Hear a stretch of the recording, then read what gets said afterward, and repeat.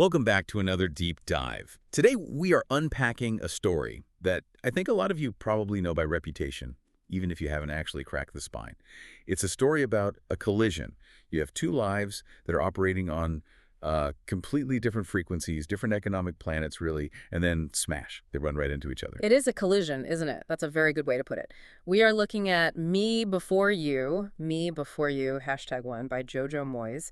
And you're right, on the surface, this gets marketed as a romance. You know, it's got the bright cover, the curly font. But when you actually get into the source material, as we have, it is a much more complicated beast. Oh, absolutely. It's heavy. I mean, we're talking about a book that tackles assisted suicide, the limitations of the physical body, massive class divides, and really the very definition of what it means to live a good life. Precisely. Okay. And our mission for this deep dive is to really explore how Moyes navigates those waters. We have the novel itself, we have the author's Q&A, and we have the character insights provided right in the text. We want to see how this narrative tackles that controversial subject of assisted suicide, but wraps it inside this highly unconventional love story. Right. And I want to set the scene for you first. We are in a small, historic English town called Stortfold. It's dominated by Stortfold Castle. And right away, the book uses this geography to tell us about the people, doesn't it? It really does. The castle isn't just scenery. It represents the class divide that drives the entire plot. You have the castle up on the hill looking down on the town. That is where the Traynor family lives. You know, wealth, history, privilege. And then down below, in the maze of these little terrace houses, you have the Clark family. The Clarks are just trying to keep the lights on. They're literally counting pennies. And that is where we meet our protagonist, Louisa Clark. Oh, Lou is fascinating because at the start of the book, she is defined by her limitations. She's 26 years old. She lives with her parents, her grandfather, who has suffered strokes, her sister, and her nephew in a tiny, cramped house. And she has rarely stepped outside this village. She counts her steps to the bus stop. That detail in the text really stuck with me. 158 footsteps between the bus stop and home. That is a life lived in a very, very small radius. It is, and she's comfortable there. Or, well, she thinks she is. She works at the Buttered Bun Cafe. She knows every single customer's order. She likes the routine. She's chatty, she's warm, she's empathetic. But there is a distinct lack of ambition there. She feels very overshadowed by her younger sister, Katrina, or Trina. Trina's the brainiac of the family, right? Right. Trina is the one who is always expected to do great things. Lou is the character. She's the one with the quirky fashion sense. We have to talk about the fashion. Because the source material is so specific about this. She wears bumblebee tights. She paints her shoes. She wears green, glittery tights. It's her armor, in a way. It's her way of expressing individuality in a life that is otherwise very constrained. But the catalyst for the entire story is that she loses that safe haven. The cafe closes. And for the Clark family, this is a total disaster. Her father is worried about his own job. They rely heavily on her income.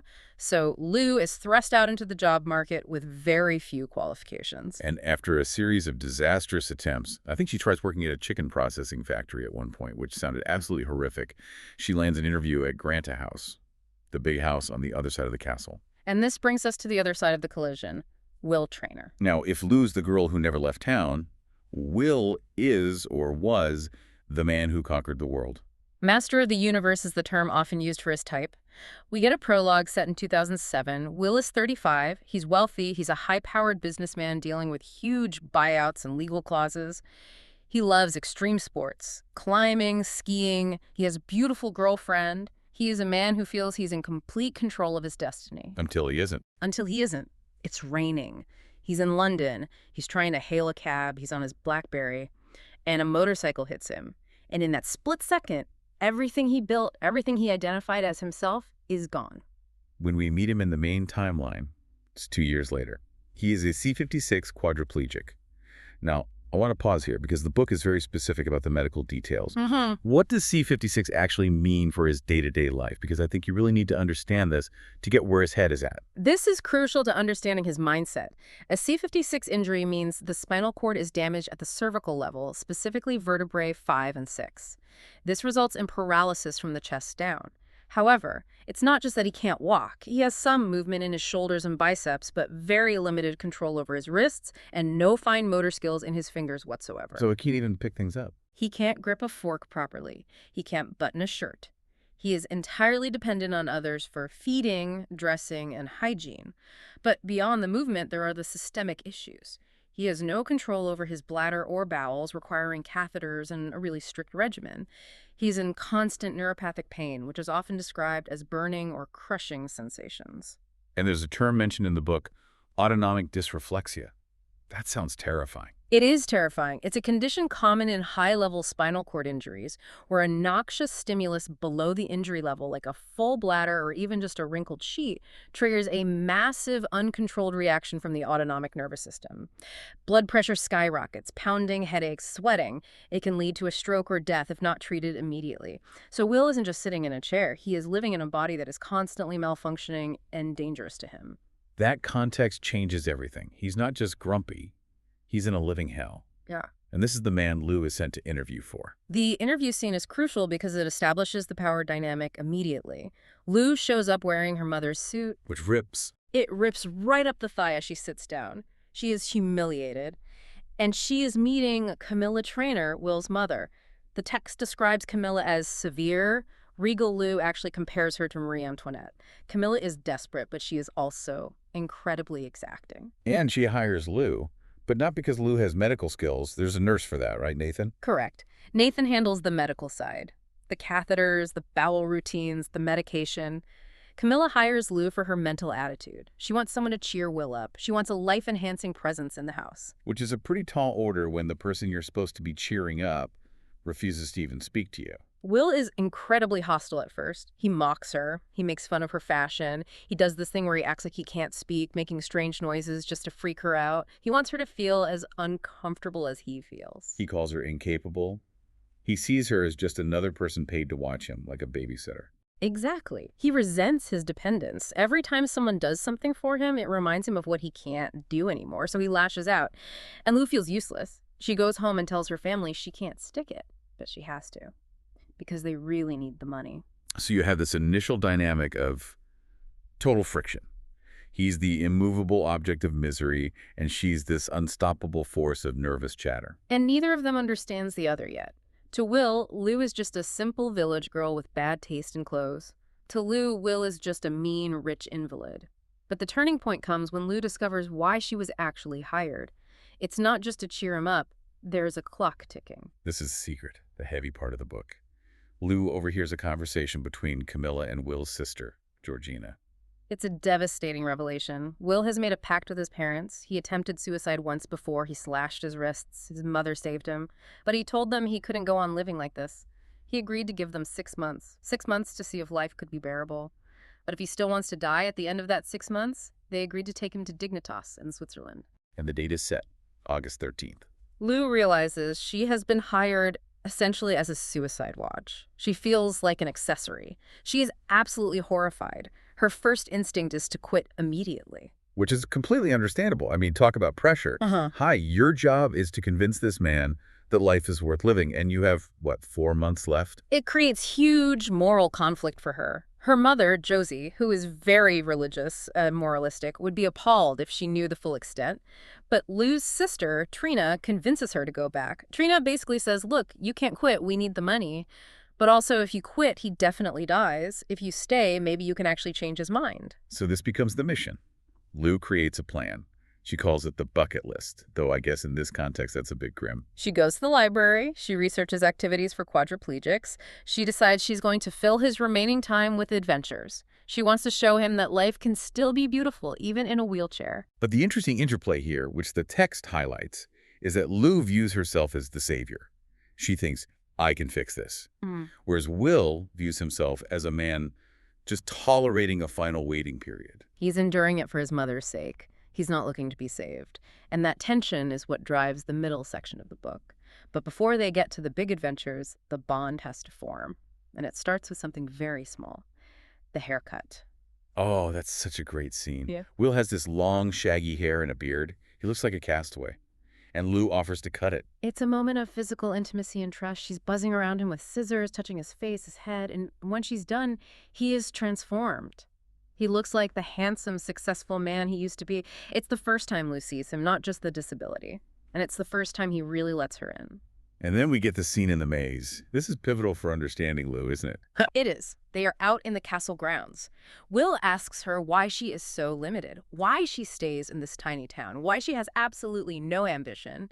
And Lou finally reveals her own secret. Years ago in the castle maze, she was assaulted. It explains so much about her character. She stopped being fearless. She retreated into her clothes and her safe little life. Exactly. She made her world small so she could feel safe.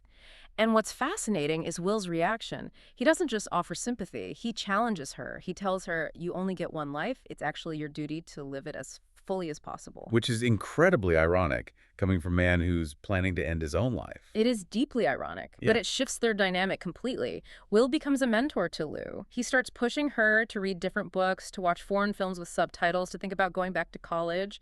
He is trying to save her from a stagnant future, even while she is trying to save him from death. So, armed with this new bond, Lou starts executing her plan, the adventures. And, well, they are a mixed bag. To put it mildly, the horse racing trip is a complete disaster. It highlights everything Will hates about his condition. The mud. The mud. The wheelchair gets stuck. Lou tries to get help, and strangers are staring at them. They have to physically lift him. It strips him of his dignity entirely. Will hates horses anyway, which Lou didn't bother to ask. He feels like a spectacle. He says, I am not ending today with a fireman's lift. It reinforces his feeling that he is just a thing to be managed, not a man. But then you have the concert. The classical music concert. This is a huge success. They dress up. It's civilized. The music transports him. He tells her afterwards that for a few hours he didn't feel like the man in the chair. He just felt like a man enjoying music. And there's that moment, it's so subtle but so charged, where the tag on his collar is scratching him.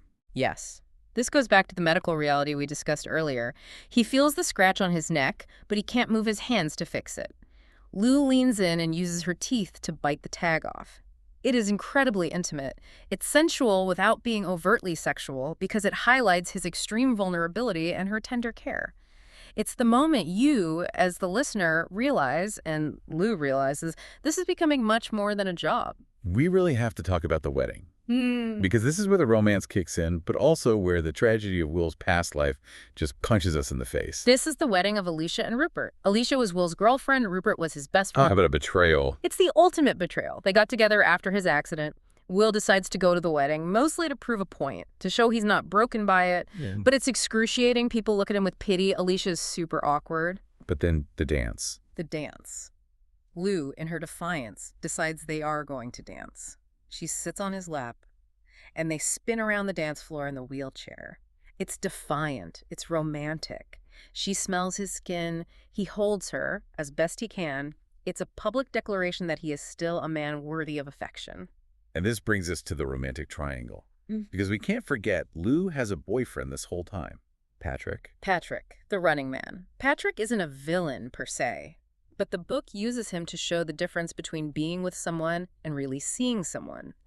Patrick is obsessed with fitness. He's training for the extreme Viking triathlon. He's totally self-absorbed. Everything revolves around his training schedule and his calorie intake. You know the type. And he's jealous of the time Lou spends with Will, but he doesn't actually value Lou's time himself. The contrast peaks at the birthday dinner. This is one of my favorite parts of the book because it's just so telling. It's Lou's birthday. She's having a dinner with her family. Patrick is there, and Will comes along too. Patrick gives her a necklace. It's a gold chain with a star or something. It's generic. It's expensive, sure, but it's something you give any girl. It shows he doesn't really know her taste at all. And then it's Will's turn.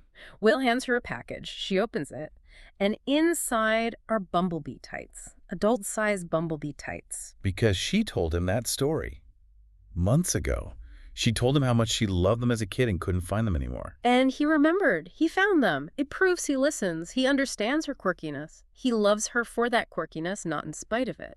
The silence at the table is deafening because everyone, including Patrick, realizes that Will knows Lou better than Patrick does. And that's really the death knell for Patrick and Lou, isn't it? It is. Lou eventually breaks up with Patrick. She moves out. Her heart is entirely with Will now. So we're heading towards the end of the 6 months. Lou has one final, massive Hail Mary pass. The trip to Mauritius. She organizes this luxury trip. It's expensive, it's complicated, and the stakes are incredibly high because just before they go, Will gets pneumonia. He nearly dies. It's a stark reminder of his physical fragility. He's not just paralyzed, he is medically precarious at all times. But they make it to Mauritius, Mm. and it's paradise. They are happy, they're swimming, laughing. Lou feels like she has succeeded. She thinks, this is it, I've done it. And on the last night, on the beach, under the stars, she confesses. Yeah. She tells him she loves him. She tells him they can have a good life together. She basically proposes a future. And then the gut punch. The rejection. Will admits he loves her. He says, "You are scored on my heart." He acknowledges that she has saved him emotionally, but he still intends to go to Dignitas. Why? I think this is the hardest part for people to understand. If he loves her and she loves him, isn't that enough? This is where the book gets its title, Me Before You. Will is putting his need for autonomy before his love for her. His argument is very consistent. He cannot bear to live what he calls a half-life. He was an active, physical man. He loved being the protector, the lover, the doer. He tells her he doesn't want her to eventually resent him. He doesn't want to be her patient. He says, "I can't be the sort of man I want to be with you." He doesn't want to watch her life shrink to fit his limitations. He wants her to fly, and he feels that tied to him, she will eventually be grounded. He refuses to accept a life of pain and dependency, even with love. Lou's reaction is, well, she's devastated, she's furious. She feels betrayed. She feels that he is selfish. She feels that she wasn't enough to save him. She stops speaking to him entirely. The flight home is silent. It's agonizing for both of them. And when they get back, the fallout spreads to the families. This brings us to the aftermath. The news breaks, and we see the moral landscape of the book shatter. Lou's mother, Josie, takes a strictly religious and moral stance. She forbids Lou from going to Switzerland. She says, "You will have blood on your hands." She calls it helping a man to die. It's intense. She basically disowns Lou's choice in that moment. But Lou's dad, Bernard, is different. Bernard is the quiet supporter. He recognizes that Lou truly loves him. He says you can't make people change who they are. He sees that Will is determined, and he supports Lou's need to see it through for her own closure.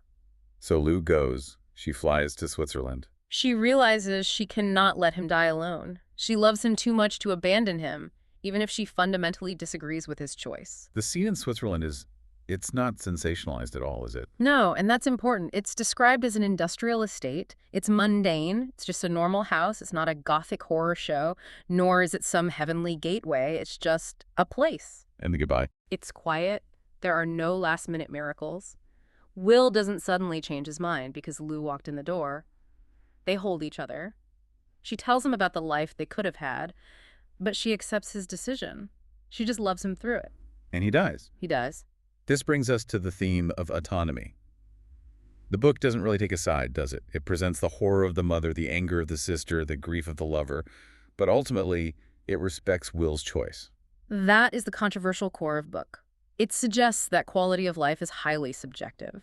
For Camilla, keeping her son alive was the absolute priority, the sanctity of life. For Will, life without autonomy, without his core identity, was not a life worth living. The book acknowledges that for Will, the loss was insurmountable. Love alleviated the pain, but it didn't cure the condition. So we reach the final segment, the letter. The book doesn't end in the clinic. It ends in Paris. Which is perfect, because Will always told Lou she belonged in Paris. She's sitting at a specific cafe, drinking coffee, reading a letter Will left for her. And he left her money. A significant amount. Enough to buy her freedom. Not never work again of money, but get an education. Move out of your parents' house. Start a real life money. And the instructions. He tells her to buy a specific bottle of perfume, to buy the striped dress she liked. But the key instruction is the quote that everyone remembers, "Just live well. Just live." It's his final gift. He couldn't stay for her, but he made sure she wouldn't go back to her small life. Exactly. He saves her from a stagnant future. She saves him from a miserable end. It's a trade, a tragedy, but a massive catalyst for growth. Okay, let's unpack this for you all listening. So what does this all mean? We've got this huge emotional journey. Why does this story resonate so much? I think it resonates because it asks a very hard question. Is love enough? We are raised on stories where love conquers all. If you love the beast enough, he turns into a prince. If you love the patient enough, they go into remission. Me Before You says no. Sometimes love isn't enough to fix the physical problem, but that doesn't mean the love wasn't incredibly valuable. It changed her. It fundamentally rewrote her DNA. She went from a girl afraid of the world to a woman sitting in a Paris cafe ready to take it on. And he went from a man dying in complete bitterness to a man dying knowing he was fiercely loved. Here's where it gets really interesting for me. The title. Me before you. Who is the me and who is the you? Oh, that's the million-dollar question. Is it Will putting me, his need to die, before you, Lou's need for him? Or is it Lou describing who she was, me before you, Will, changed her? I think it's both. I think so too. It's a story about how we shape each other. So we've covered the collision, the secret, the tights, very important, the tragedy, and the legacy. We have. It's a story about the limits of love, but also the transformative power of it. To you listening, what stands out to you? Is Will selfish? Is he brave? Is Lou a victim or a beneficiary of this intense relationship? And consider this. The book challenges you to think about the profound difference between being alive and living. Will argues there is a difference. Lou learns there is a difference. And on that provocative note, we're going to wrap up this deep dive. Whether you agree with Will's choice or not, you can't deny the impact he had. Indeed. Just live. It's good advice. Thanks for listening. Go out there and buy some bumblebee tights. Or just live well. We'll catch you on the next deep dive.